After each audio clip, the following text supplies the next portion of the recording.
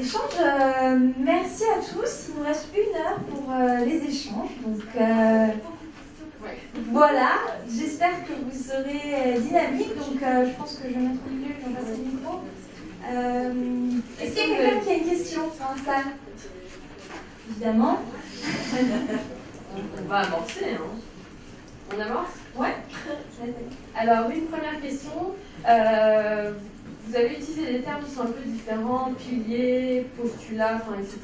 Ou je ne sais plus, c'était fondamentaux, etc. Quels sont vos questionnements? Qu'est-ce que vous questionnez dans vos communautés sur le musée numérique? C'est très ouvert dans le classe.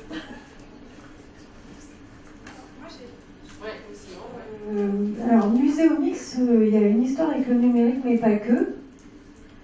Donc, du coup, j'ouvre encore à ta question qui est très ouverte, pardon. Et puis, je sais pas, il y a quand même la question à un moment donné, ce qui nous réunit, c'est les œuvres et le public et la relation qu'on peut construire, initier, inventer, susciter. Voilà, il me semble que ça, c'est au moins un commun qu'on partage. Pour répondre à ta question un petit peu, je dirais que pour Muséonum, la question vraiment c'est la dimension professionnelle. C'est-à-dire qu'en fait, Muséonum se positionne véritablement comme un carrefour professionnel pour soit les professionnels déjà en place, soit les professionnels en devenir, et puis également plus largement les chercheurs aussi. Donc c'est un peu ça en fait le cœur de notre réflexion, vraiment, je dirais. Voilà.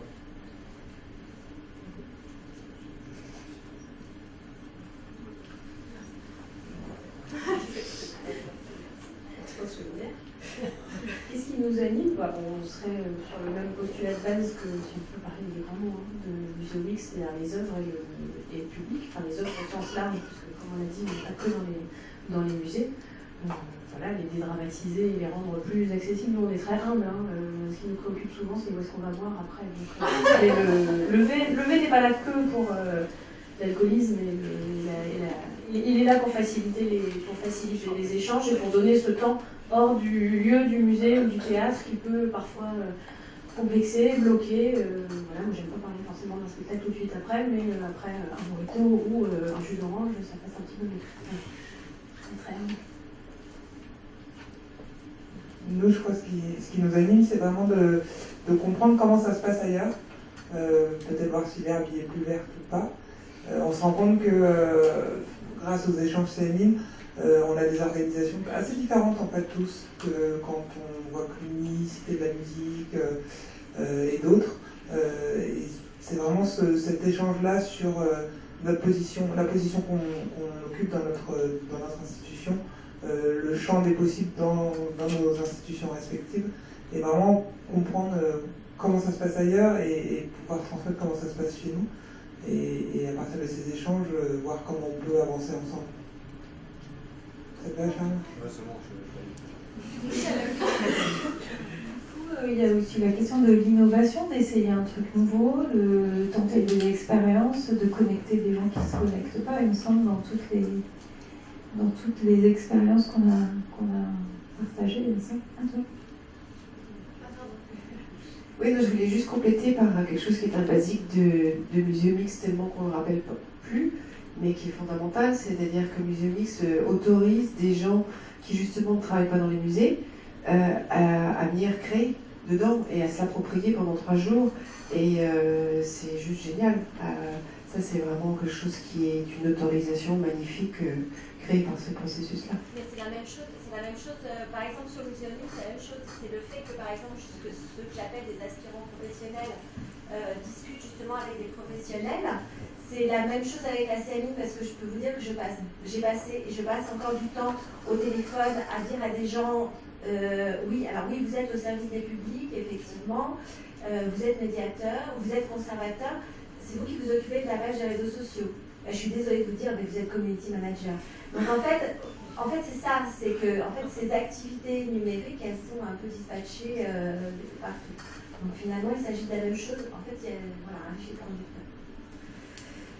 Est-ce qu'il y a quelqu'un qui a une autre question? Ouais. Oui, bonsoir, Myriam Boutou de Connaissance des Arts. J'avais une question pour Sonia Zillart, Je peux me tromper, mais je voulais vérifier avec vous. Est-ce qu'il y a eu des appels à projets depuis 2010 chaque année, ou est-ce qu'en 2013 il n'y en a pas eu? Alors, réponse, il y a eu un appel à projet en 2010, et les appels à projet, pour laisser un peu de temps au projet pour se développer, donc c'est des appels à projet qui, 2010 de mémoire, ça devait être des projets d'1 an, donc le temps du rendu et du bilan. 2010, l'appel à projet 2012, donc les délais ne sont pas des appels à projet annuels pour le service numérique culturel innovant. C'est tous les 2 ans pour laisser, voilà, je simplifie, c'est tous les 2 ans pour, enfin c'était, et c'est jusqu'à 2014, tous les 2 ans, pour laisser un temps raisonnable de montage de projets, d'expérimentation technologique et d'expérimentation avec le public. Et est-ce que l'enveloppe budgétaire est la même depuis le début? L'enveloppe budgétaire des appels à projets précédents était de l'ordre de 1,5 million d'euros, là il est d'1 million d'euros. Donc on est dans les mêmes, comme on a restreint les priorités, les champs, on est à peu près dans les mêmes échelles. Merci bien.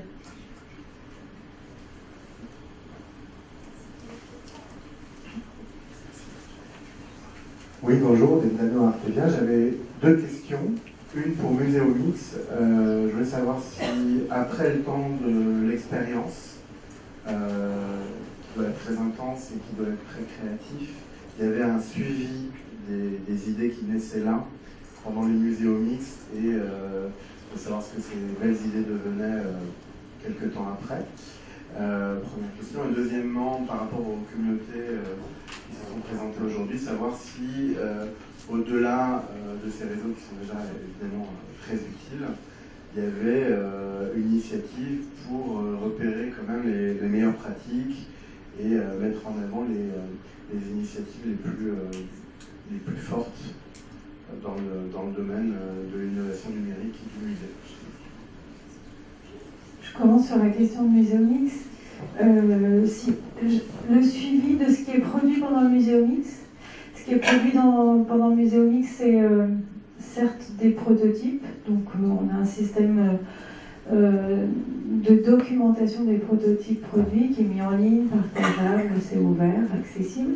Ce qui est produit pendant le Muséomix, c'est aussi de l'expérience. Donc l'expérience, ça peut fabriquer du savoir, ça peut fabriquer de la connaissance, donc ça c'est suivi et partagé, puis ça fabrique du réseau, donc des rencontres entre des institutions, des professionnels, des entreprises, etc.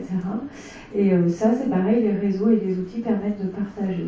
Est-ce que votre question était orientée sur une des 3 choses Non? J'ai répondu? Oui, je pense. Moi j'avais des éléments de réponse par rapport à la deuxième question. Déjà vous avez le wiki Muséonum. En fait l'une des forces du wiki c'est qu'il est pérenne. Donc du coup par rapport aux discussions qui peuvent avoir lieu sur Facebook, sur Twitter, les pages wiki elles sont toujours là en fait et elles sont toujours consultables. Donc déjà ça permet quand même d'avoir un certain répertoire d'exemples qui a priori sont plutôt des bons exemples puisqu'ils sont validés par la communauté entre guillemets.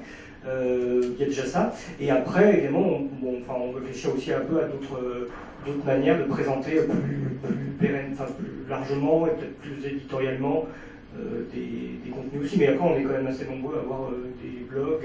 Donc il y a ces choses-là, en fait, elles sont aussi présentes. Alors moi, je veux souligner un petit point, c'est que Muséonum, c'est une communauté d'individus, donc les individus sont obligatoirement d'accord.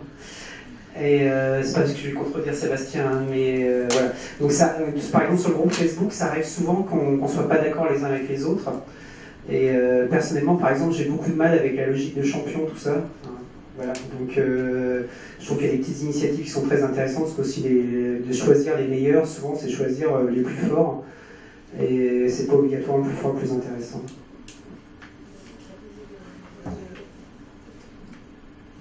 Moi, je voulais juste appuyer ce que disait Omer. Je crois que justement, ces communautés, ça nous permet aussi de voir plein d'initiatives très différentes et pas que celles relayées dans les médias. Et justement, on n'est pas dans un format de classement de qui a mieux fait ou qui a moins bien fait. C'est des questions d'ailleurs qui nous animent aussi sur les réseaux sociaux par rapport à des classements un peu débiles qui sortent sur des chiffres de communauté. C'est des débats ça, qui nous animent, c'est une question un peu autre. Mais justement, la force de ces communautés, c'est qu'on va dans beaucoup de directions différentes et qu'on découvre beaucoup de projets et pas seulement ceux qui sont le plus tweetés ou le plus relayés dans les médias. Pour revenir sur la question des outils utilisés, des plateformes, réseaux sociaux que différentes communautés utilisent, nous, pour le groupe SMV, on se pose beaucoup la question, notamment parce que, comme on disait au départ, on n'est pas forcément sur des communautés de gens ultra connectés. On reçoit souvent des messages sur notre adresse Gmail, donc preuve qu'on est vraiment sur un outil ultra grand public. Et ces mails sont souvent j'ai pas Facebook ou je suis pas délibérément sur Facebook, encore moins sur Twitter, comment je fais pour connaître vos actualités, vos informations et où se passera la prochaine sortie. Donc c'est vraiment nous dans nos interrogations, encore une fois comme le disait Christelle, on n'est pas sur quelque chose qui est une pratique professionnelle pour les organisateurs, c'est en plus de notre temps de travail. On met tout notre jus de cerveau professionnel là-dedans, mais on met aussi notre point de vue de simple utilisateur de musée, on essaye de se déconnecter parfois pour mieux comprendre les attentes de nos publics. Et on va prochainement envoyer un petit questionnaire justement à nos adhérents pour connaître à la fois leurs attentes par rapport au concept de sortie lui-même, mais aussi aux outils qu'on utilise et savoir lesquels ils préconisent, voire ceux qu'ils souhaiteraient qu'on utilise. Donc la réflexion permanente. Je propose aussi de compléter pour la question, c'est que très concrètement sur la question des prototypes, il y a un certain nombre de prototypes de muséomix qui sont pérennisés, réalisés. Il y en a un, par exemple, du château l'année dernière qui va exister vraiment. Et puis après, je pense que justement ce qui s'est passé l'année dernière, c'est-à-dire que pratiquement tous ceux qui sont dans l'accord orga de la communauté ouest ont muséomixé. Et c'est une continuité, c'est un suivi, c'est-à-dire qu'on essaye pas simplement de reproduire l'événement, mais d'ailleurs on est beaucoup sollicité sur le territoire en tant que communauté pour éventuellement faire d'autres choses. Alors ça c'est une question, ça fait partie des choses qui évoluent, mais le suivi vient aussi de cette expérience et de cette pratique collaborative. Moi, on en parlait tout à l'heure avec Juliette, je pense que Muséomix c'est aussi une agora. Enfin, je pense que le débat dont tu faisais part, Omer, sur Facebook, c'est exactement ça, c'est-à-dire que les décisions, ou les opinions, elles sont beaucoup partagées et les arbitrages sont beaucoup collectifs. Et toutes ces pratiques-là, en fait, on les essaime dans le territoire et il y a une adhésion de plus en plus grande qui se voit. C'est aussi une des attractivités de Muséomix, qui est au-delà du musée et du prototype. Alors je tenais à préciser quelque chose qui n'est pas dans la question mais que je trouve intéressant, qu'on n'a pas vraiment indiqué lors de nos présentations, c'est qu'on se partage beaucoup de membres. C'est-à-dire qu'il y a beaucoup de gens qui sont dans les différents projets, enfin si on dit pas qu'on n'est pas communauté, mais on dit projet. Par exemple, il y a beaucoup de personnes... Moi, j'ai participé à Muséomix en 2011, au premier. Je suis adhérent à SMV. Enfin, j'ai peut-être pas mon adhésion cette année, c'est mal. Je suis community manager, donc je suis aussi dans CMIN, et je suis un des co-organisateurs de Muséomix. Et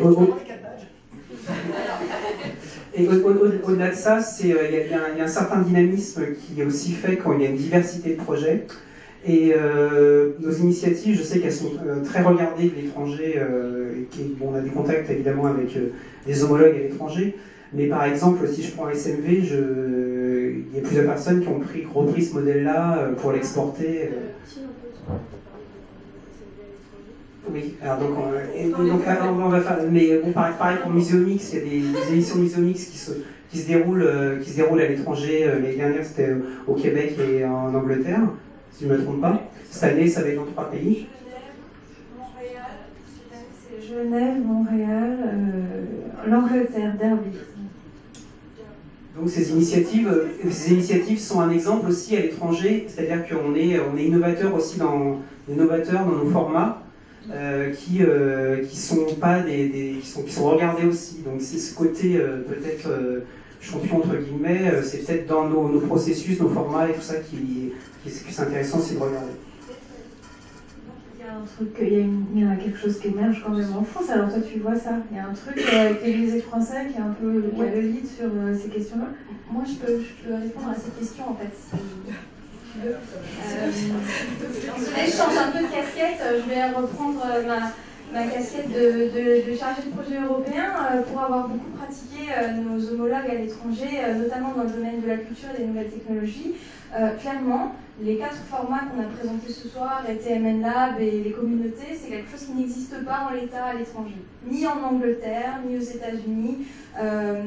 Il y a des communautés qui existent à l'étranger, il y a des gens qui se rencontrent et qui organisent des choses, mais ce souci de la documentation, de l'archivage des connaissances, de la création du wiki avec Museonum par exemple, ou la documentation que vous faites avec... Il y a beaucoup d'initiatives qui existent, surtout sur les anglo-saxons. Par contre, elles viennent de professionnels véritablement, et elles associent beaucoup moins que nous, en fait. Et elles sont moins ouvertes. Et surtout SMB et Museomix, elles associent beaucoup moins des gens hors musée, en fait, des hors institutions. C'est pour ça que je disais en l'état, en fait.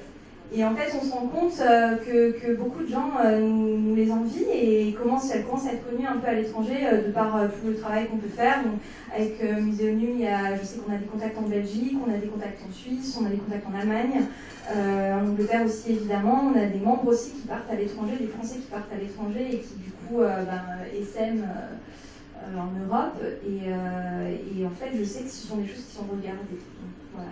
Je vais juste compléter aussi, on a une personne qui est venue du Brésil pendant un moment au SMB, une amie qui vient souvent au SMB, et à partir dans son pays, elle a dit moi ça m'intéresse énormément de créer ça là-bas. Alors il y a juste le problème de s'adapter, parce que dans la Février, il n'y a pas de musée. Mais il y a un soir, il y a des verres.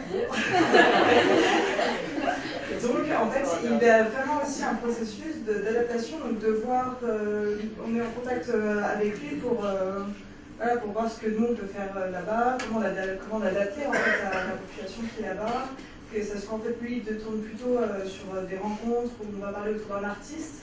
Donc voilà, et il dit vraiment dans le mail qu'on a reçu aujourd'hui d'ailleurs, qu'il est vraiment content que ça existe en France et qu'on devrait vraiment le développer. On a aussi des contacts au Canada, on va essayer aussi de développer ça.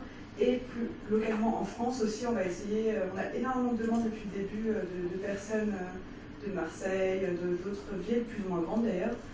Donc dès la rentrée, on va poser les jalons pour donner la charte du SMB. Qu'est-ce que c'est? Donc là, c'est pour ça que c'est un travail assez long, parce qu'on retrouve l'ADN du SMB, donc la régularité, et ça aussi c'est s'adapter, parce qu'une fois par semaine, tout le monde ne peut pas le faire dans toutes les villes.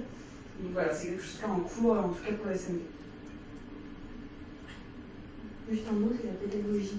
On essaye de faire œuvre de pédagogie auprès des communautés qui voudraient s'approprier le concept. Donc vous avez peut-être vu passer souvent dans la présentation du SMB et aussi dans la présentation de Museomix les vilains mots de dépôt de marque, concept, etc. C'est effectivement d'une certaine manière pour se protéger des imitations et des contrefaçons, mais aussi pour porter un concept avec deux, trois idées clés, la régularité et le culturel pour nous et le partage.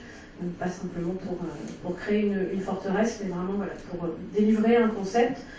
On verra sous quelle modalité on peut le faire avec les antennes, déclinaisons à l'étranger et en région.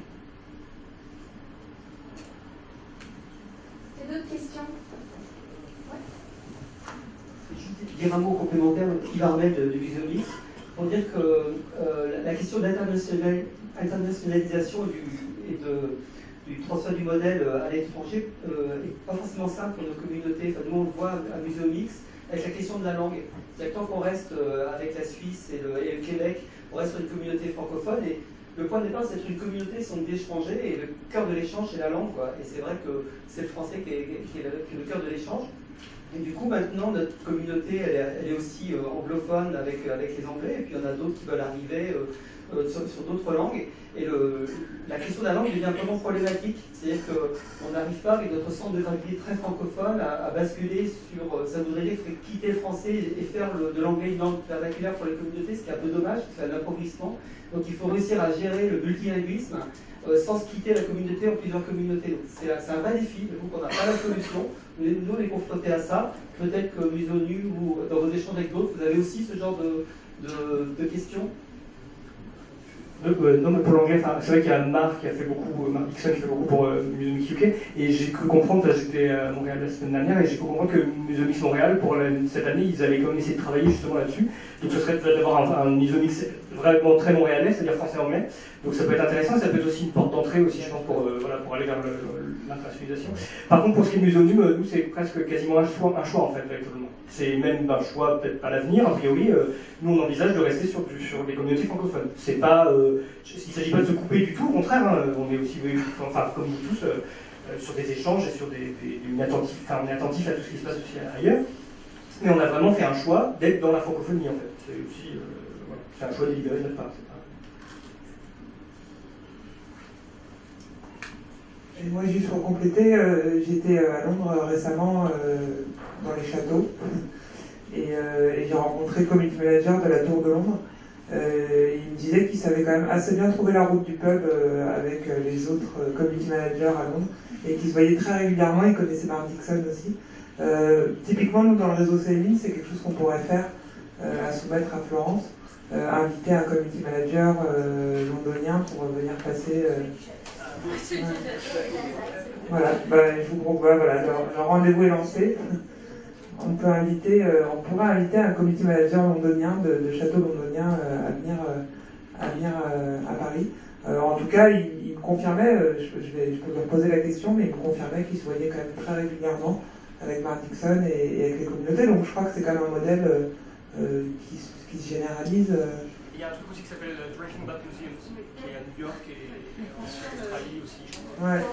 Et ben, je crois qu'aussi à Londres, je crois qu'à Londres aussi, ils boivent des coups à propos des musées aussi. Mais par contre, c'est vraiment des professionnels, c'est-à-dire que c'est oui, pas forcément oui, des visiteurs, ou comme ça peut être le cas avec le SNB, c'est vraiment des pros qui boivent un coup pour parler de leur travail. En tout cas, nous, dans le réseau Céline, c'est un vrai axe de développement. Alors, de boire des mojitos sûrs, et encore que pour l'instant, on en est plutôt au café aux madeleines. On ne se voit pas assez tard en fait. Le mojito à 4h du mat, à 4h de l'après-midi, pardon. Alors, tout ça pour dire que c'est un vrai axe de développement de pouvoir inviter des community managers européens et de les accueillir ici pour des rencontres plus larges que des rencontres franco-françaises. Est-ce qu'il y a quelqu'un d'autre qui a une autre question? Bonsoir, Stéphane Braff pour la Ligue européenne des musées. J'avais une petite question, si on a bien compris votre ambition, c'était un peu d'établir ce côté d'élargir à l'Europe, d'élargir peut-être même sur le monde, et du coup, est-ce que vous pourrez être un backup pour la ligne pour essayer du coup d'élargir cette ambition qu'on a eue cette année, de cette dimension européenne, et du coup de vous établir dans un pays, admettons par exemple SMB pourrait aller sur un pays, et du coup créer leur propre événement au sein de... Je travaille déjà sur de l'année des musées pour mon propre musée. Une nuit au Brésil. SNB.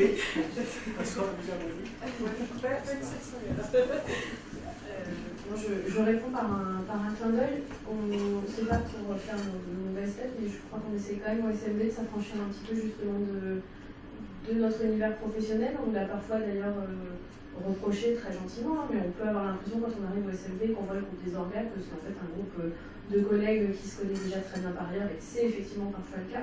Donc on essaye vraiment de décorréler professionnel et personnel pour créer cette convivialité et que les gens n'aient pas l'impression qu'on vient au SMV que pour networker ou que pour servir, avec beaucoup de guillemets, la cause d'un musée. Donc je ne fais pas un refus de principe puisque de toute façon nous sommes dans un collectif et nous sommes 7, nous ne sommes que 2 à cette table.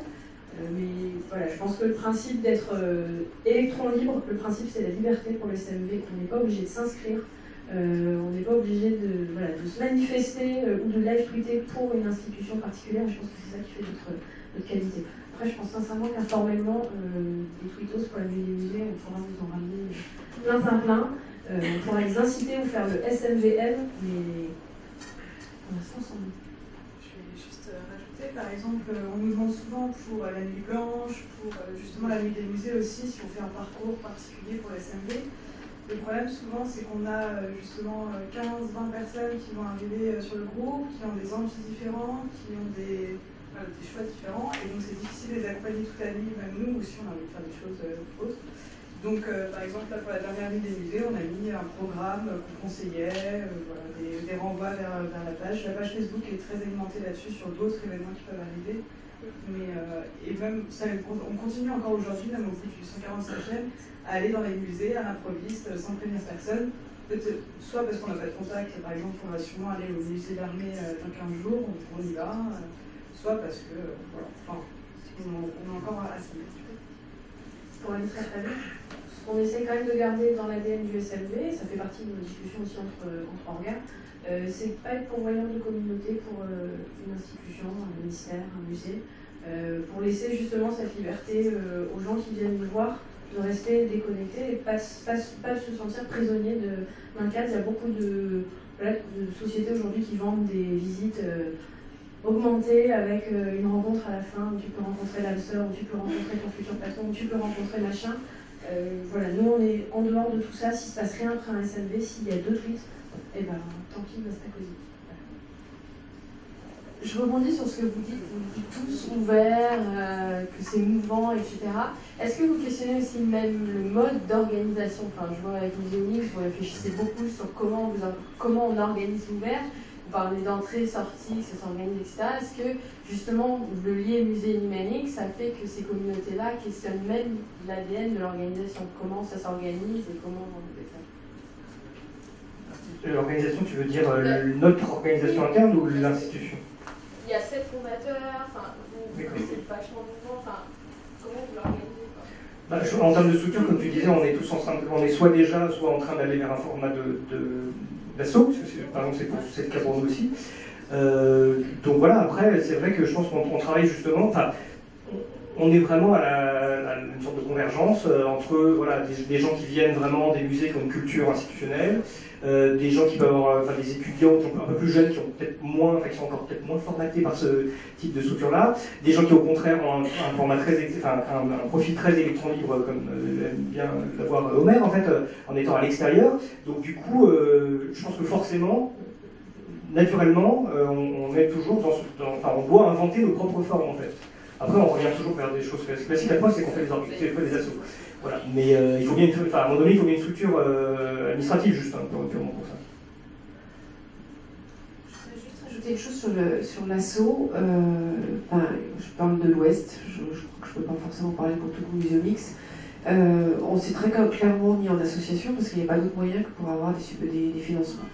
Donc, à l'initiative, c'est ça. Et en fait, même dans l'accord orga, on n'est même pas adhérent. En fait, on s'en fiche un peu. L'association, c'est juste une structure administrative. Sauf que c'est là où le réel et les allers-retours et la tension avec le réel est assez intéressante. C'est que, en l'occurrence, il s'avère que je suis présidente de l'association et au début, je voulais en avoir rien à faire. Ça n'a pas lieu d'être une espèce de poste comme ça. Sauf que c'est hyper pratique. Et que quand il faut rencontrer des partenaires, quand il faut rencontrer des institutions qui sont encore dans des schémas très, même si elles sont des formes hiérarchisées, et ben c'est incroyable, quoi. Simplement de dire qu'on est, enfin là, je suis présidente de la... Et hop, pouf, ça s'ouvre. Donc pour l'instant, on s'en sert encore, mais voilà, dans les questionnements, ça en fait partie. En même temps, je trouve pas ça forcément honteux d'être une asso, en fait. C'est aussi parce que il faut bien... C'est honteux, je témoignais du fait que c'est pas une nécessité du collectif. C'est une nécessité, pas pour nous, hein, voilà, pour nous, c'est une nécessité administrative et financière. C'est le cas pour nous aussi, mais c'est juste qu'il faut bien, à un moment donné, quelque part parler avec le langage de nos interlocuteurs, en fait. C'est un peu ça. Nous, pour le SMV, l'association, ça a été un peu des deux, en fait, parce qu'on a besoin aussi, on a eu besoin à un moment de montrer qu'il y avait un noyau. Donc, en fait, il y a eu déjà les organisateurs qui sont un petit peu... mis autour du noyau. Au début, on était donc 2, Barret et moi-même. Ensuite, on a été très vite 4, puis 7, voilà, pour l'organisation. Donc, on s'est mis sous le nom d'association, c'était évident. Et c'était aussi une reconnaissance par rapport au musée, parce que des fois, on a essayé des fois de faire des réservations de groupe. Et c'était, mais vous êtes quoi, un groupe d'amis, non, mais... Enfin, voilà, donc il fallait qu'on réponde, on est une association, donc on a fait ça aussi. Et aussi pour mettre en place... notamment pour les adhérents, enfin voilà, ce qu'on appelle aujourd'hui les adhérents, les personnes qui sont adhérentes, c'est d'avoir quelque chose en plus, une certaine reconnaissance pour les personnes qui nous suivent depuis 140 fois, qui sont venues sais pas combien de fois, peut-être 50 fois au SLB, voilà, de dire qu'on nous suit. Et, Après, sur le fond de la question de Nathalie aussi, c'était la manière dont on serait inventé, on serait organisé. C'est effectivement pas évident, alors à la fois en tant que professionnel et personne, que d'animer une association. On a l'impression que c'est facile, on dépose des statuts, puis tiens, toi tu vas jouer au président, puis toi tu seras le secrétaire. Ça n'est pas tant que ça, on se pose souvent des questions, on s'engueule, on se réconcilie. On boit un coup. C'est #LPVision, c'est ça. Mais c'est effectivement extrêmement intéressant, parfois aussi fatigant, chronophage, parce qu'il faut sans cesse trouver des solutions à des mini-problèmes, et que quand vous mettez 7 êtres humains dans une pièce, tous n'ont pas forcément le même avis, c'est productif aussi. Voilà, c'est pas. Je sais que de l'extérieur, ça peut avoir l'air très convivial, mais on a beaucoup parlé encore une fois d'alcool et de rencontres et de rire et de choses comme ça. Derrière, ça mouline beaucoup, on réfléchit beaucoup, on a parfois envie de claquer la porte. On revient aussi très vite. En tout cas, ça nécessite peut-être aussi, moi je sais que je me penche beaucoup sur un éventuel accompagnement de notre association, je ne sais pas encore sous quelle forme, avis à la population s'il y a des conducteurs du changement dans la salle. Parce que ça pose effectivement beaucoup de questions et qu'on n'est pas forcément outillé pour ça, même quand on est agent du public et que des barrières, on en a rencontré déjà beaucoup. Et côté institution, pour avoir accueilli le SNB au château de Versailles, qu'une association soit clairement posée, ça aide aussi à convaincre derrière de dire voilà, c'est une association qui a tel principe. Ça aide aussi à convaincre derrière dans les institutions à dire ce serait sympa de les accueillir gratuitement ou des choses comme ça. Et ça aussi, pour l'autre côté, ça aide aussi, sinon ça commence à être plus compliqué à expliquer à votre président de l'établissement que c'est un peu des copains, en même temps c'est une vraie communauté, enfin bon, de dire voilà, une association c'est effectivement purement administratif, mais en tout cas moi ça m'a pas mal aidé à convaincre ma présidente, qui n'avait pas beaucoup besoin d'être convaincue, mais voilà. Merci pour le SM d'essence, c'était super, allez voir les photos. Juste aussi pour dire que même s'il y a une association, s'il y a des adhérents, des choses comme ça, c'est quand même rester ouvert à tout le monde. On n'est pas obligé d'être adhérent, on n'est pas obligé d'être dans l'asso, on n'est pas obligé d'être au courant que c'est une asso pour venir au SMD. Donc on a quand même ce côté encore ouvert et pouvoir être accessible par tout le monde.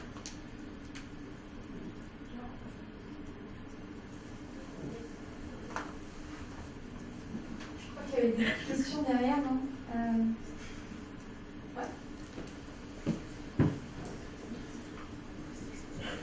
Bonsoir, j'avais deux questions par rapport à ce que j'ai entendu par rapport à ce que j'ai entendu chez Muséonium et Muséomix, c'est-à-dire est-ce que vous avez eu un ressenti particulier, une sorte de vous avez entendu des attentes, eu des contraintes particulières dans la gestion, l'organisation, voilà, vous faites en province particulièrement par rapport au Grand Musée d'Île-de-France.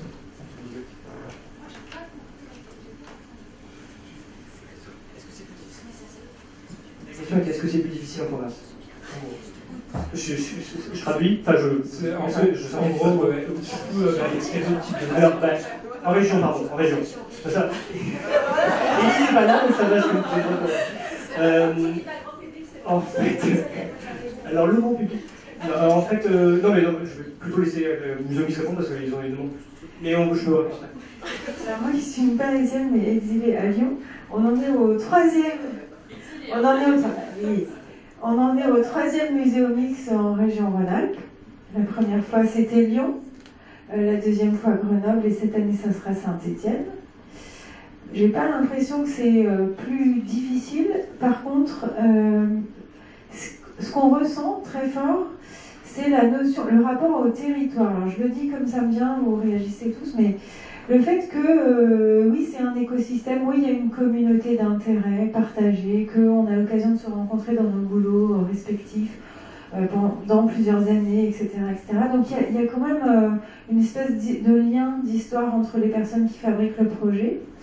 Et par exemple, c'était moins facile, je crois, en Île-de-France, où c'est très très large et il y a beaucoup de gens. Donc peut-être, je crois, le lien est moins spontané, moins facile. Voilà. J'ai répondu? Très bien. Mais je me disais par rapport à la communauté un peu lyonnaise, etc., qui sont beaucoup plus rapprochées que ce qu'on peut trouver peut-être dans l'Ouest. Est-ce que vous avez des choses particulières à dire pour l'Ouest? La communauté de l'Ouest fonctionne vraiment très bien. Je suis désolée, mais vraiment ça fonctionne bien. En fait, je crois que moi j'aurais peut-être aussi, si j'avais été interrogée comme ça, mais effectivement, quand on voit ce qui se passe à Lyon, ça fonctionne extrêmement bien. J'aurais eu tendance à dire c'est un territoire qui historiquement dans ses ADN a le collaboratif, le solidaire, c'est une terre d'entrepreneurs. Sur ces champs-là, l'Ouest est vraiment assez actif. Il n'y a qu'à voir la place du numérique là-bas. Donc il y a un terreau très très fertile. Franchement, pour nous, le fait qu'il y a eu un musée mix l'année dernière, je peux faire trop la pub, mais en l'occurrence, c'est vrai que le château a fait sa plus grosse journée de fréquentation publique à l'occasion de l'ouverture du Muséum X au public, le 4e jour. Pour nous, c'est du velours, quoi, parce que voilà, il y a des gens qui... Non, c'est simple. Bon, voilà, ça marche très bien, c'est simple. Bon, après, c'est beaucoup de temps, beaucoup d'énergie, on revient là-dessus. Hein. Pour ce qui est de Muséonime, donc juste pour préciser, donc il y a une des 6 organisatrices, enfin les organisateurs actuellement qui est une organisatrice, donc c'est Colline Onis, qui est au Mucem à Marseille. Donc c'était important, même pour la dire, mais c'était important d'avoir quand même au minimum une personne sur les 6 qui soit pas à Paris, d'une part. Et deuxièmement, dans la création de l'organisation de l'association sur laquelle on travaille actuellement, on est aussi en train de travailler une sorte de format, de statut, je sais pas, de relais en région, justement, pour avoir, essayer de travailler sur une forme de décentralisation, qu'on ne soit pas uniquement centré sur Paris, même si c'est vrai qu'en effet, le gros de la troupe, en tout cas pour le moment, est plutôt sur Paris. Mais après, c'est vrai qu'on a aussi fait un muséonime IRL en Belgique, à Bruxelles. On continue à travailler avec le Québec notamment, donc ça peut s'élargir en fait. Oui, et comment oui, il y a une fois à Lyon et une fois à Marseille. Alors, franchement, je voulais... À Strasbourg, Strasbourg l'a fait, voilà, donc c'est possible que ce soit les mêmes personnes qui font les choses, c'est un peu comme un Muséum Mix, on délègue pas mal. Alors, tout à l'heure, vous avez peut-être vu dans la présentation, il y avait une carte de France avec des petits points. Donc ça, c'est une initiative d'une personne de la communauté qui habite tout au sud de la France, qui habite à Orthez, qui est un peu isolé et qui a voulu repérer les autres membres de la communauté où ils se situaient. Donc il y a cette idée de maillage, et c'est sûr que à Paris, même si on regarde la liste des musées de France et si on regarde combien il y en a, Paris et sa région et la France, voilà. Donc c'est vrai que c'est parti de Paris, le mouvement. Pour Muséum Mix, il y avait aussi d'autres régions. Par exemple, à Toulouse, il y avait des gens qui étaient très actifs à une époque, quand il y avait Samuel Bosson. C'est une histoire de personnes aussi. Bon, par exemple, tout à l'heure, on a parlé de l'Ouest. Il y a l'ouverture de Wiki, des nouveaux locaux de Wikipédia Média France. Et j'ai discuté avec Benoît Evelin et il me disait qu'à Rennes, il y a des rencontres des Wikimédias une fois par semaine et c'est le seul endroit au monde où ça se produit, qu'ils rencontrent une fois par semaine. Donc il y a aussi d'autres, on est aussi associé à d'autres communautés qui existent, il n'y a pas que les Muséums Geeks, il y a d'autres projets qui sont très proches et on n'en a pas parlé jusqu'à maintenant, mais tout ça, ça forme un maillage assez complexe. Et comme je disais tout à l'heure, il y a aussi des échanges entre nous. Des initiatives qui sont hyper anciennes partout dans le territoire. Alors la hyper ancienne Erasme, j'aurais pas dû associer les deux noms, et quand même il y a 2 fondateurs de Muséum Mix qui sont à Lyon, qui rayonnent de partout, mais c'est aussi sur des expériences comme ça qu'on s'appuie, puis Vermael. C'est ça, il y a ça. Toi tu connais mieux peut-être cette... Je disais qu'il y avait donc des initiatives anciennes sur tout le territoire et Erasme c'en est quand même un exemple et c'est par hasard si vous faites partie des fondateurs de Muséum Mix. Je ne sais pas quoi dire de plus sur le fait qu'en région il y a effectivement des écosystèmes qui sont un peu particuliers et qui peuvent parfois déclencher un peu plus rapidement. Après, c'est vrai que dès que la communauté commence à s'étendre, elle a besoin de points de rencontre central et on se retrouve à Paris pour faire nos réunions. Aujourd'hui, on est à Paris, on n'est pas en province, c'est un peu symptomatique. Et Ça, c'est la typologie française qui est comme ça. Mais après, c'est vrai que si on est dans une communauté qui cherche à faire émerger des particularités, c'est un peu ça aussi. C'est que, on n'a peut-être pas forcément beaucoup parlé jusqu'à présent, mais c'est que c'est quand même, le but, c'est aussi de faire émerger des choses qui soient différentes et de donner la possibilité d'émergence. Et c'est pour ça que, par exemple, les associations sont un prétexte parfois pour avoir l'identité, mais en fait, on cherche absolument ce que ça n'enferme pas les gens dans un bureau qui déciderait, etc., pour que celui qui a une idée puisse la faire et la porter. Et c'est vrai que là, du coup, les territoires ont chacun des spécificités. On voit en ce moment Submix, là où ils sont à fond, ils veulent aller aussi à des bibliothèques, aller plus largement, ils ont un écosystème qui est très particulier en ce moment, qui est en train d'émerger, c'est vachement intéressant, et c'est lié effectivement à des particularités du territoire. Je pense qu'il faut effectivement créer une communauté qui ait du sens commun et qui permette des différences assez fortes de s'exprimer localement.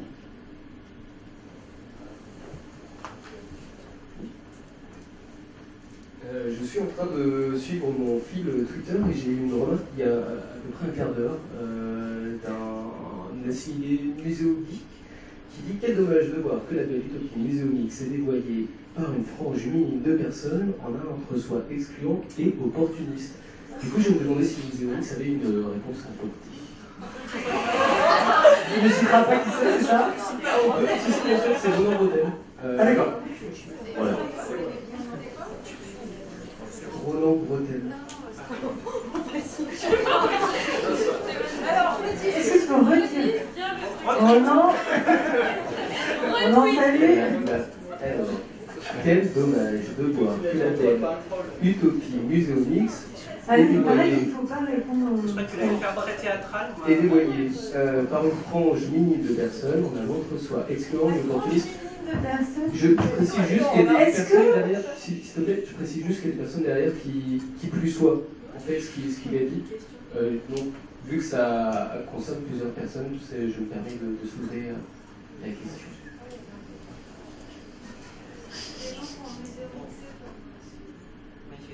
Est-ce que tous les gens qui ont muséomixé ou qui vont le faire doivent lever la main pour qu'on montre qu'on n'est pas deux, quoi? Voilà. C'est vrai.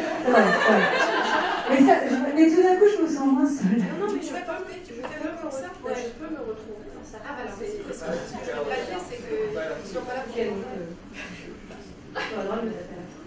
Je peux comprendre ce genre de remarque, et s'il y a cette rencontre, c'est pas uniquement pour là se passer la pommade, parce qu'on est quand même très nombreux à déjà se connaître, c'est pas vraiment l'objectif, donc je trouve ça très bien pour relayer les questions venues de l'extérieur, maintenant qu'on a des études qui marchent. Et je me suis effectivement souvent posé la question, en voyant les évolutions du muséomix, de comment est-ce que c'est compréhensible de l'extérieur. Et je vais troller aussi, j'ai remarqué que vous n'aviez pas fait de présentation, alors je ne suis pas PowerPoint thématique, mais il y a eu un discours très fourni avec plein de valeurs, mais je pense que si là quelqu'un rentrait dans la salle et se demandait ce qu'était muséomix, il serait incapable de le dire. Ce qu'on fait concrètement au muséomix, là on serait incapable de le dire. Donc je peux comprendre qu'il y ait des gens qui ne comprennent pas, ou qui ne se reconnaissent plus, ou qui aient l'impression d'un entre-soi. Je lutte tous les jours. J'engueule mes petits camarades du SMD, Christelle peut témoigner. Des fois, je me roule par terre à CMI pour qu'on évite ce phénomène de l'entre-soi et que de l'extérieur, les gens, ils sont bien plus nombreux que nous, puissent comprendre ce qu'on fait, ce qui nous porte et nos amis. Je comprends. Je ne me rallie pas à tout. J'ai un libre arbitre, mais je peux comprendre. Alors, répondre à deux choses. Pourquoi alors, la question de l'entre-soi, moi, l'invitation qu'on a eue par Nathalie, c'est aussi une invitation à se rencontrer entre nous, voilà, être autour de la table. Donc, on a plutôt, tu vois, l'idée c'était de partager nos expériences. Il manque un PowerPoint, c'est ça? Non, mais c'est pas la question de la question. C'est pas la question, mais on se connaît déjà, on n'a pas besoin de se présenter les uns aux autres, on a besoin, j'espère que dans la salle, il y a 2-3 têtes. J'espère que dans la salle, il y a 2-3 têtes nouvelles qui ressortiront avec une meilleure connaissance de ces communautés. Mais non, je suis désolée, on n'est pas là pour se présenter les uns aux autres. Et oui, une présentation du concept muséomix, même si c'est back to basics et qu'il faut répéter ce que vous avez peut-être déjà répété 100 000 fois, était à mon sens importante. La forme, on s'en fiche, petit au point, petit au point. Voilà. Encore une fois, il y a beaucoup de gens qui nous suivent sur Twitter. C'est pas pour rien qu'on est là à live tweeter comme des débiles. C'est qu'il y a beaucoup de gens, muséogeeks ou pas, ou muséogeeks de près ou de loin, à 20 ou 80%, qui ont envie de savoir ce qui se passe. Ça fait 10 fois qu'on répète qu'il y a peut-être une césure entre région et Paris. Autant là, pendant cette rencontre, répondre aux gens qui font l'effort de suivre le fil des conversations et de poser une question. Voilà. Après, la forme, peu importe. Et juste, je rajoute juste un truc, c'est que pour nous aussi, des fois, c'est difficile à dire ce que c'est le SMV, etc. Muséomix, moi j'ai vécu, et c'est vrai que sans l'avoir vécu, on peut être, même toutes nos communautés, c'est un peu ça, il faut y aller une fois, il faut muséomixer une fois. Pour vraiment comprendre ce que c'est, le SMV c'est pareil, il faut y aller 2 fois, 3 fois pour comprendre ce que c'est. Donc je pense que, voilà, c'est juste pour faire un rapport. Moi j'entends très bien tout ça, hein. Je trouve que c'est une objection qu'on peut vraiment faire. Je cherche pas à défendre, parce que je pense que c'est pas l'objet. Je crois qu'il y a une vraie préoccupation, effectivement. Après, Muséomix, c'est quelque chose d'assez riche. C'est vrai qu'on en a discuté avec Juliette avant de venir et qu'on a pris le parti de se dire on va casser les pieds aux gens qui sont là et c'est sans doute le mauvais parti. On a peut-être sans doute pris la mauvaise décision, donc je suis assez d'accord avec ça. J'aurais bien voulu savoir ce qu'il a derrière la tête, Renan, parce que il parle d'évolution. Or moi j'ai justement le sentiment, et là pour le coup je peux témoigner à titre personnel, que l'évolution elle est sacrément sous l'ouverture. Parce que sinon, moi, j'y serais pas. Je suis pas musée, je suis pas numérique. Et c'est d'ailleurs, ça me fait rebondir sur autre chose que je voulais compléter par rapport à comment marche l'organisation, comment on la questionne et tout ça. Et je me rends compte qu'il y a quelque chose qui est assez simple, qui se met en place très naturellement, c'est que, entre guillemets, l'appartenance, c'est pas une cotisation, c'est pas une adhésion, c'est pas un statut, c'est pas un métier, c'est faire. À partir du moment où on rentre et qu'on a une idée, mais surtout qu'on le fait, pouf, et on fait partie de Muséomix. Voilà, c'est à peu près aussi simple que ça. Et je vois pas l'entre-soi là-dedans. Mais j'aurais bien voulu dialoguer parce que ça fait partie du problème. La question de l'entre-soi, elle est toujours problématique, côté en soi. Les filles l'ont déjà dit, mais nous, on a le même problème aussi, Muséonum. Pour la SAMIN, c'est autre chose, parce que la SAMIN, c'est presque le principe en fait. Il ne s'agit pas que des gens non community managers, pas de musée, pas d'établissements patrimoniaux, soient là. Donc c'est autre chose, mais ça reste quand même problématique. C'est-à-dire que là, notamment, je crois que c'est Christelle qui l'a dit, je ne sais pas combien de personnes sont ici qui ne sont jamais venues à aucun événement de Muséomix. Aucun. C'est déjà ça, donc tant mieux, merci. Mais oui, il y a quand même certains professionnels que, bon, voilà, on s'est déjà vu aussi, n'est-ce pas non plus. Mais donc tant mieux, donc c'est bien, et c'est important, et heureusement. Mais il n'empêche que voilà, l'immense majorité des gens qui sont présents ici savent très bien qu'est-ce qu'on fait tous les 4 en fait, à peu près. Enfin, les 4 communautés. Donc heureusement qu'on est là pour en parler, pour en discuter, mais il est clair qu'il y a une problématique véritable sur comment est-ce qu'on se présente à l'extérieur, comment est-on perçu par d'autres structures en fait. On a une question de fond aussi par rapport à Muséonum qu'on partage aussi avec Claire sur la question de la présentation au niveau des journalistes par exemple. On a commencé à travailler sur une sorte de boîte à outils qui permettent aux journalistes d'arrêter de dire des conneries et de découvrir que tous les 4 mois ils découvrent que le musée fait du numérique et qu'ils ne sont pas considérés, etc. Donc ça c'est un truc important en fait, cette histoire de cet entre-soi. Et après, le problème aussi de faire ou venir une fois, venir 3 fois ou participer à Muséomix, c'est que ça introduit une sorte de droit d'entrée, c'est-à-dire qu'il faut venir ou alors il faut participer pour pouvoir comprendre ce que c'est, pour pouvoir s'investir en fait. Et alors, je ne veux pas faire la théorie de la participation, mais il y a toujours, vous savez très bien qu'il y a moins de gens qui participent que l'immense majorité des gens ne participent pas en fait. Et ils regardent, ou ils accompagnent, ou ils assistent en fait au truc. Donc ça reste quand même assez délicat cette question-là en fait.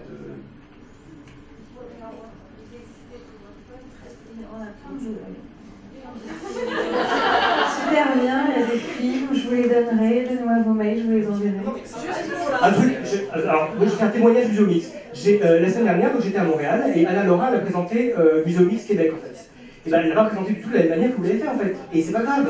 Et c'est même un truc que Samuel dit souvent, c'est que Muséomix, chacun se l'approprie aussi et chacun le package à sa manière en fait. Donc bon, c'est peut-être aussi lié à Muséomix en fait, et à la manière dont Muséomix se présente. C'était vraiment pas une attaque sur la forme, le PowerPoint, je crois. Les formations professionnelles, je suis communicante. On oublie toujours de rappeler l'objet de son projet. Et moi aussi, je suis arrivée dans des réunions où, le site internet, j'en ai ras-le-bol de vous expliquer de quoi ça parle et ce que c'est. Et je dis pas qu'on a senti du ras-le-bol, mais moi, en essayant de écouter votre présentation, il me manquait des éléments clés. Et alors que j'ai trouvé qu'il y en avait beaucoup qui étaient très intéressants, et vous avez notamment dit, on n'est pas une secte, c'était une réponse parfaite, en tout cas un début de dialogue avec le genre de réaction qu'on a pu après avoir sur Twitter.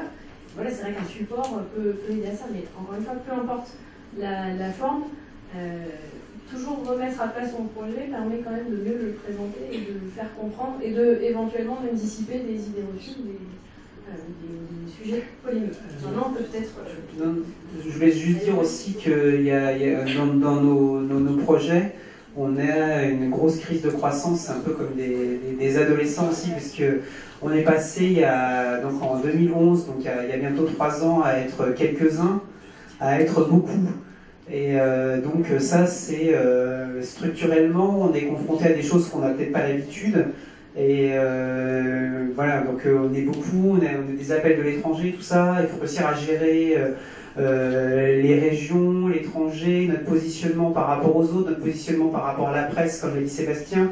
On a plein de choses à gérer en même temps et c'est pas simple de présenter aussi de multiples facettes. Et alors soit on a un discours, on peut avoir un discours simplificateur. Par exemple, nous on a décidé de simplifier, on a décidé de ne pas présenter tous nos réseaux, ou on n'a pas présenté tous nos formats de rencontres, puisqu'on a décidé de faire les principaux, parce qu'autrement, pour pas aussi créer de choses compliquées, mais voilà, parfois c'est pas facile, comme l'a dit Sébastien tout à l'heure, puisque on est en évolution constante. On n'est pas arrêté sur quelque chose. Je voudrais juste rajouter un petit mot. Une expérience qu'on a souvent au SMB, c'est des gens qui nous disent « Moi, je vous suis depuis 1 an et j'ai enfin franchi le pas cette semaine », alors que c'est quand même un événement qui a lieu toutes les semaines, de dire « Ça y est, je viens, quoi. Et ça fait 1 semaine que je vous suis, une semaine que je vous suis. » Donc voilà, il y a aussi la durée. Muséomix, c'est 1 fois tous les ans, donc il faut aussi passer le pas en disant « Je vais faire ça pendant 3 jours. » C'est aussi qu'on ne s'adresse pas on se pose beaucoup la question sur la question de la communication et on n'a pas trouvé de réponse d'ailleurs au sein de Muséomix.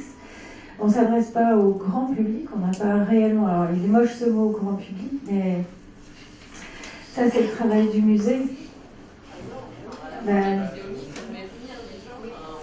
oui, mais on n'a pas, nous, par exemple, les moyens de communiquer auprès du grand public largement. On n'a pas de. Ça nécessite un savoir-faire et des actions et des outils et une stratégie et y penser, etc. Le musée. Oui, c'est un muséomix. Dans le format Ouais. muséomix, il y a un jeu Mais l'équipe. Exactement, mais on le fait avec le musée, et c'est le musée qui a ce lien-là. Donc, je vais juste dire quelque chose sur l'entre-soi. Et donc, on a essayé de mettre en place un certain nombre de stratégies justement pour éviter d'apprendre l'entre-soi. D'une part, les communautés organisent régulièrement des meet-up de manière le plus ouverte possible sur les territoires, justement pour tous ceux qui s'intéressent puissent venir et s'engager et prendre part à l'organisation du Muséomix. On essaie d'être une organisation transparente, c'est-à-dire que c'est pour ça qu'il y a une liste qui est publique pour que de l'organisation elle-même, quitte à ce que ce soit barbant, mais qu'au moins ce soit transparent pour celui qui veut rentrer dedans, il puisse rentrer dedans. Alors c'est vrai que le fait que ce soit une democratie, c'est-à-dire que c'est celui qui fait qui décide, ça peut mettre la barre un peu haut, parce qu'il n'y a que ceux qui s'engagent qui trouvent leur place, et ceux qui veulent juste venir pour discuter, enfin pour réfléchir peut-être, et ne pas faire, donc peut-être se sentent un peu exclus, je ne sais pas, c'est peut-être ça qui explique ce type de réaction. Je veux dire qu'aujourd'hui, quand on regarde ceux qui organisent des Muséomix actuellement, je crois qu'il y a 95% des organisateurs dans toutes les communautés qui n'ont jamais organisé jusqu'à présent, qui sont les nouveaux. Et je pense que Pierre et Juliette, est-ce que vous connaissiez mon nom pour votre part? Vous l'avez déjà rencontré? Il était à Ouest, c'est ça? Muséomix Ouest.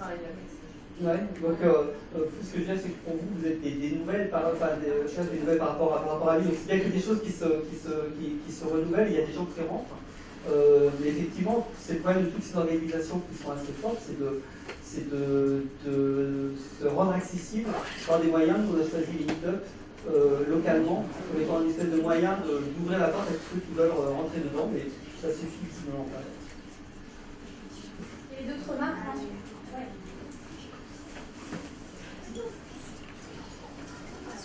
Bonjour, Lorna Hermel, Artistique Réseau. Alors désolée, je vais peut-être remuer le couteau dans la plaie, mais bon, il n'y avait pas de PowerPoint à la limite, ça c'est pas le problème. Mais pour le coup, moi je découvre vraiment ce que c'est, et pour les autres c'était très clair. Ça fait 2 heures qu'on parle de Muséomix, moi j'ai toujours pas compris ce que c'était. Alors je suis peut-être débile ou voilà, mais je suis consciente qu'une présentation de 7 minutes c'est court, mais je comprends pas. Enfin, voilà. Alors que les autres, pour moi c'est clair dans mon esprit, et il y a eu vraiment un propos où voilà, il y avait 2-3 idées, et puis voilà, on comprend ce que c'est. Juste avant de te donner, je voulais dire quelque chose, et ça rejoint ce que vous êtes en train de dire, c'est que quand je vous posais aussi la question sur l'organisation, Muséomix, vous êtes très modulaire. Enfin, je veux dire, c'est vrai, il y a une liste, on n'a pas obligatoirement de hiérarchie de l'information, de ce qui est acté, pas acté, etc. Donc c'est vrai que ça donne une impression, quand on rentre dedans la première fois, c'est voilà, il y a tout ça, voilà, c'est ça. Et vous voulez montrer cette confusion, etc. Donc ça vient aussi de questionner l'organisation même, de comment s'organise la communauté, comment est-ce qu'on va sur le territoire, comment les territoires travaillent entre eux, les sortes de parcelles, etc. Voilà, c'était juste pour rajouter ça, et je vous laisse. Est-ce qu'on fait maintenant? Oui, maintenant. De quoi, de présenter en 2 mots le Muséomix? Si vous voulez, mais moi je pense qu'en 45 secondes on donne 3 infos qui peut-être rassurent les 3-4 personnes qui savent rien. Allez, j'assume. Muséomix, c'est les musées, 8 cette année, qui vont s'ouvrir pendant 3 jours à des équipes pluridisciplinaires qui sont formées par un appel à participer, qui en l'occurrence est actuellement ouvert à tout le monde, là, qui est en cours. Elles se forment, ces équipes pluridisciplinaires, le matin du premier jour, et pendant 3 jours, ensemble, sans se connaître, on va imaginer des nouveaux dispositifs, des nouvelles expériences au sein du musée qu'on présente au public le 4e jour. Voilà.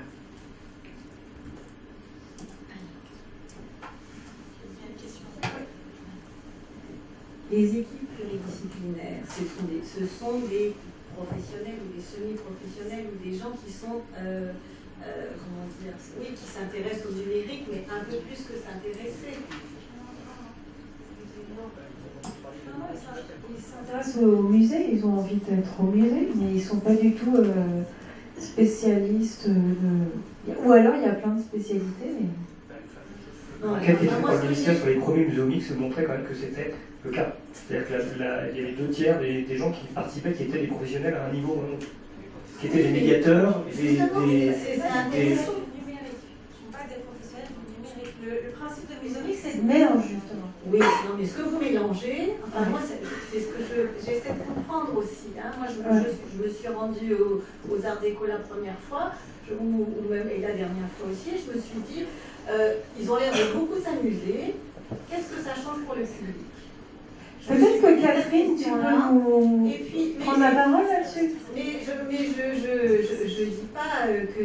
Enfin, pour moi, c'était assez positif. Hein, mais, et ensuite, il me semble, oui, et pourquoi ne pas le dire, que c'est davantage des professionnels ou des semi-professionnels qui vont inventer ou bien mettre au point à ce moment-là des dispositifs.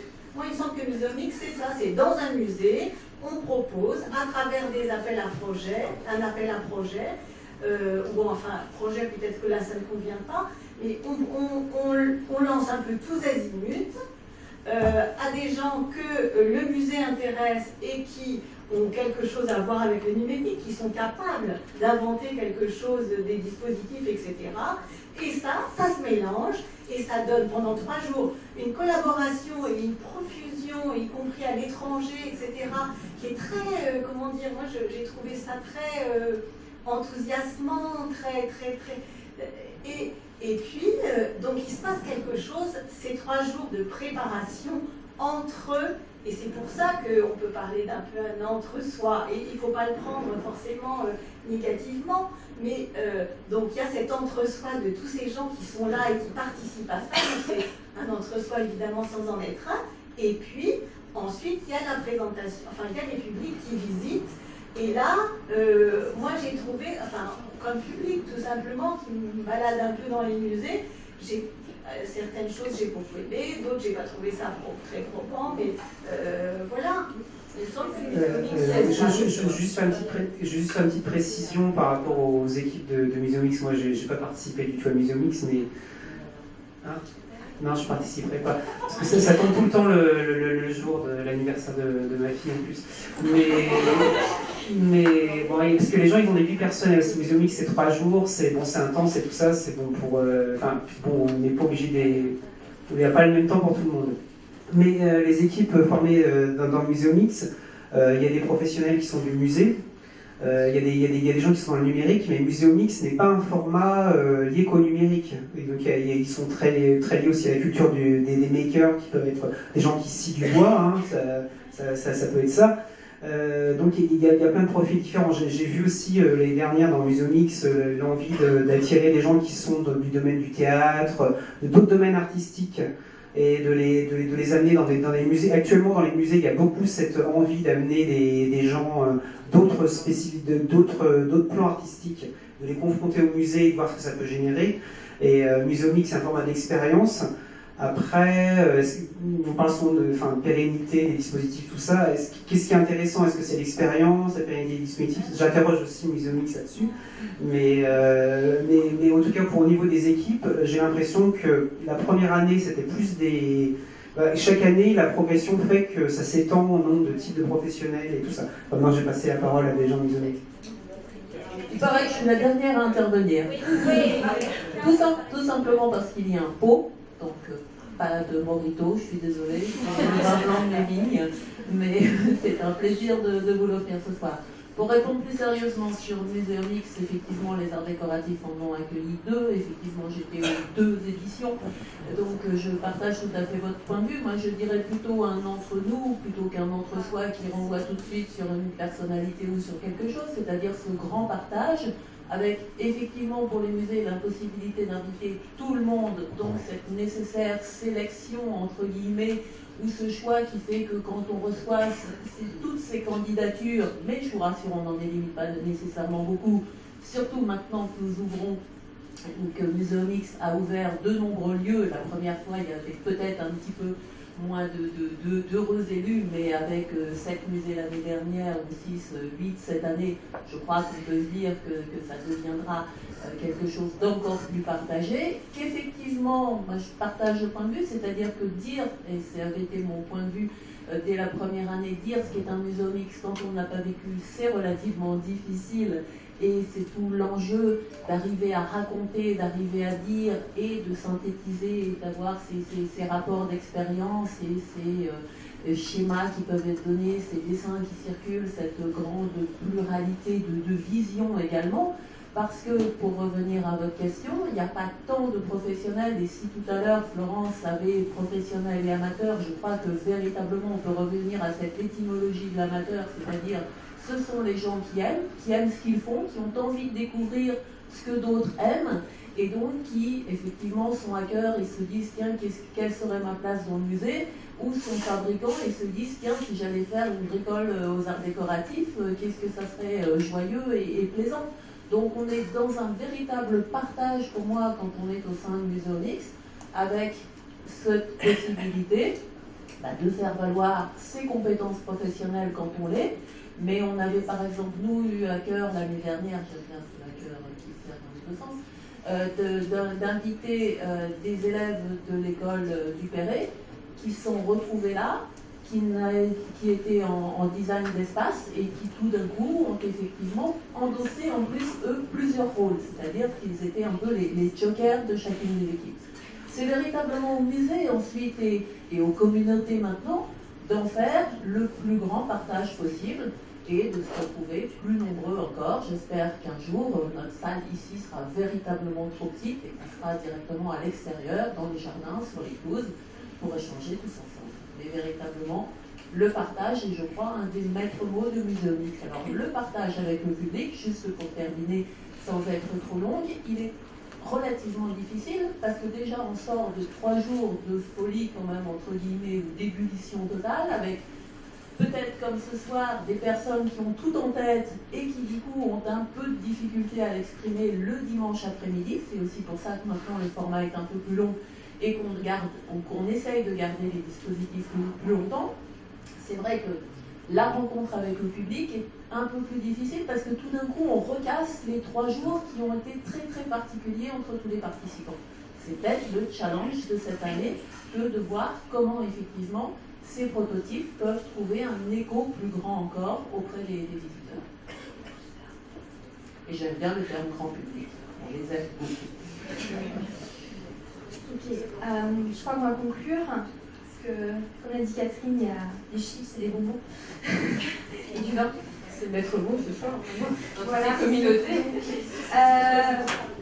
Je vous remercie encore beaucoup. Il y a une dernière question. Ah, il y a une dernière question. Très rapide. Non, c'est un peu, c'est un peu la question piège, comme on dit. Ouais, faut bien finir. Non, c'est dans 10 ans, qu'est-ce que ça donne? Musée numérique, parce que est-ce que ce sera comme un poisson dans l'eau, on parlera plus de l'eau, on parlera plus du numérique, etc. Est-ce que dans votre ADN, enfin voilà, ça questionne un peu l'ADN même des communautés, qu'est-ce que dans 10 ans? Je sais pas, même pas une phrase, qu'est-ce que dans 10 ans? Ouais, c'est bon. Qu'est-ce que ça donne dans 10 ans? Rendez-vous dans 10 ans, c'est ça, c'est ça. Idéalement, il serait bien que dans 10 ans, on n'ait plus besoin de nous, en fait, c'est tout ça. C'est-à-dire qu'en fait, ce vers quoi on va, c'est... Hein? Oui, il y a autre chose, bien sûr. Non, mais c'est juste que, on a parlé aussi beaucoup de pédagogie à plusieurs reprises, donc on fait aussi beaucoup de pédagogie pour nos institutions, pour nos hiérarchies, pour nos clients, pour même nos étudiants, ou parfois c'est même les étudiants qui font de la pédagogie pour leurs profs. Donc, l'idée, c'est de continuer à diffuser les réflexes numériques, en fait, l'appropriation des usages grâce au numérique. Et je pense que dans 10 ans, on va un peu plus vers ça, en fait. Comme nous, on est quand même une communauté de professionnels, il y a des orientations possibles aussi à ce niveau-là sur du long terme. Mais bon, après, c'est la dynamique qui va déterminer ça. Voilà, mais dans 10 ans, juste pour signifier comme ça, j'ai fait un petit historique du numérique, comme les gens le savent dans les musées. Mais il y a 10 ans, Facebook c'était pas grand public, Twitter n'existait pas, voilà, donc dans 10 ans, c'est difficile de voir comment sera le numérique avec les évolutions de toutes les technologies, les objets connectés. On peut pas imaginer, moi quand je travaillais il y a 10 ans, je ne pouvais pas imaginer le monde d'aujourd'hui et tous les dispositifs que vous avez dans vos mains aujourd'hui. Et dans 10 ans, je pense qu'on ne peut pas trop imaginer le monde dans lequel on va être. Juste pour un mot pour la SMD, donc on va lancer pour la SMD 501 une mission sur Mars.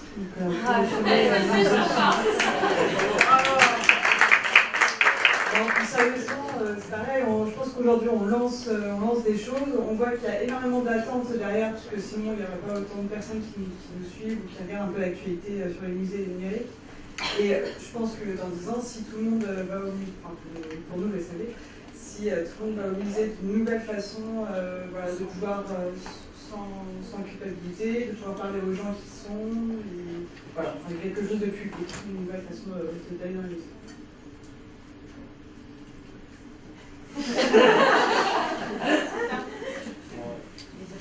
Donc on retient l'ADN, c'est pédagogie et boire un coup. Donc, non, on vous invite tous dans la salle d'à côté pour boire un coup. Voilà.